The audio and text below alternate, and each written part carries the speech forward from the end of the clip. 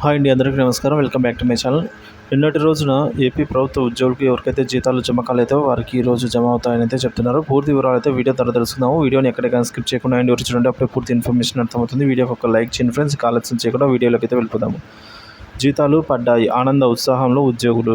1వ తేదీ వచ్చిందంటే చాలు ఏపీలో ప్రభుత్వ ఉద్యోగ పెన్షనర్లకు జీతాల కోసం ఎదురుచూపులు చూసేవారు. జీతాలు ఎప్పుడెప్పుడు పడతాయా అని పడిగాపులు కాసేవారు. ఎంతగానో ఎదురు చూసినప్పటికీ వారికి నిరాశ ఎదురయ్యేదండి.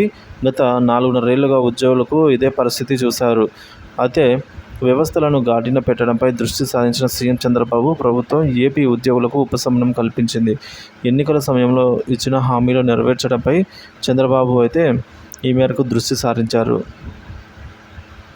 సో జీతాలు అయితే అందులో భాగంగానే 1వ తారీఖున జీతాలు పడతాయా లేదా అన్న సందేహాలు అన్నింటినీ కూడా సీఎం చెక్ పెట్టేశారు. మొత్తానికి సరిగ్గా 1వ తేదీన ఉద్యోగులందరికీ ఖాతాలలో జీతాలు జమ కావడంతో ఆశ్చర్యపోవడం ఉద్యోగుల వంతైంది. దాదాపుగా 4 సంవత్సరాల తర్వాత 1వ తేదీన జీతాలు పడ్డాయి. మధ్యాహ్నం 12 గంటల నుంచి అకౌంట్లలో జీతాలు జమ అవుతున్నాయి.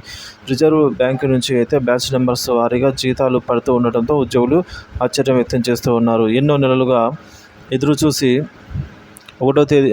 నెలల తర్వాత 1వ తేదీన జీతాలు జమ అయినట్టు మొబైల్స్కు మెసేజ్లు వస్తున్నాయని చెప్తున్నారు. ఇప్పటికే సిఎఫ్ఎంఎస్లో గ్రీన్ ఛానల్లో ఉన్న బిల్లులు పెట్టారు. నెలకు ఉద్యోగులకు జీతాల కోసం మరియు పెన్షన్ల కోసం 5,500 కోట్ల నిధులు కావాల్సి ఉంటుంది. అధికారంలోకి వచ్చిన 17 రోజుల్లోనే ఆర్థిక శాఖపై కూటమి ప్రభుత్వం దృష్టి పెట్టింది.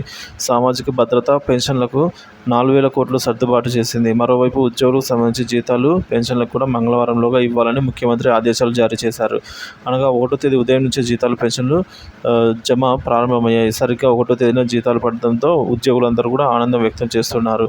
ఇక ఏవైతే మిగిలిన వారికి జమ కాలేదో వారందరికీ కూడా ఈరోజు జమ అయ్యే అవకాశాలు ఉన్నాయి ఫ్రెండ్స్.